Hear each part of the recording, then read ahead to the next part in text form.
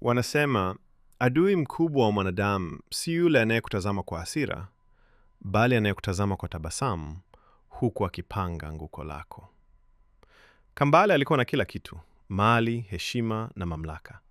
Lakini hakujua kuwa ndani ya nyumba yake mwenyewe kulikuwa na vita vya siri vya kutafuta nguvu na utawala. Asubuhi moja, jua lilichomoza kama kawaida.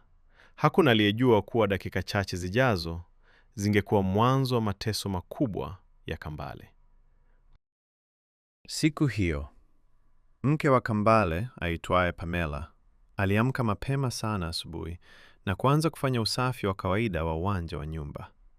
Lakini wakati akiendelea kufagia, Pamela alikuwa akimwaga chini vitu kama unga mweupe, huku akiongea peke yake kwa sauti ya chini, kana kwamba kuna mtu mwingine anayemsikiliza. Ndani ya nyumba, mzee Kambale alipomwona mkewe akifanya mambo yale ya ajabu, alianza kupata wasiwasi. Bila kuchelewa, akatoka nje haraka na kumfuata. Pamela, imekuwaje unamwaga unga nje? Una maana gani?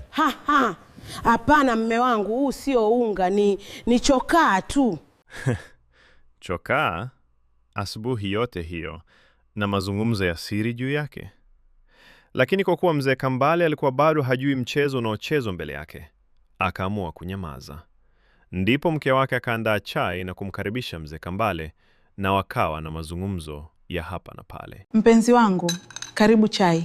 Asante sana. Nilikuwa nawaza jambo fulani. Jambo gani? Nafikiri mimi na wewe twende nje ya nchi kupumzika kidogo. Tumekuwa busy sana. Biashara wataendelea kuisimamia Christian na Steven. Baada ya Pamela kusikia kuwa Kambale anataka biashara zake zisimamiwe na wadogo zake, Christian na Steven, moyo wake haukupendezwa kabisa. Hasira na tamaa ya madaraka vikaanza kumjaa taratibu. Ndipo akamwomba Kambale ampatie kijiko. Na wakati Kambale alipogeuka kukichukua, Pamela akaweka sumu kwa siri ndani ya chai ya Kambale, bila yeye kujua chochote. Kuna nini tena? Hakuna mme wangu, nilisahau kitu kidogo tu. Naomba hicho kijiko kilicho karibu na wewe. Kipi hiki? Ndio hicho hapo pembeni. Hiki hapa. Asante. Baada ya kunywa ile chai, hali ya mzee Kambale ilibadilika ghafla. Mwili wake ukaanza kupoteza nguvu, akawa hajiwezi kabisa. Lakini pamoja na hali yake kuzidi kuwa mbaya, Pamela hakuwa tayari kumpatia msaada wowote wala kumpeleka hospitali. Mke wangu, naomba nipeleke hospitali, naumwa sana.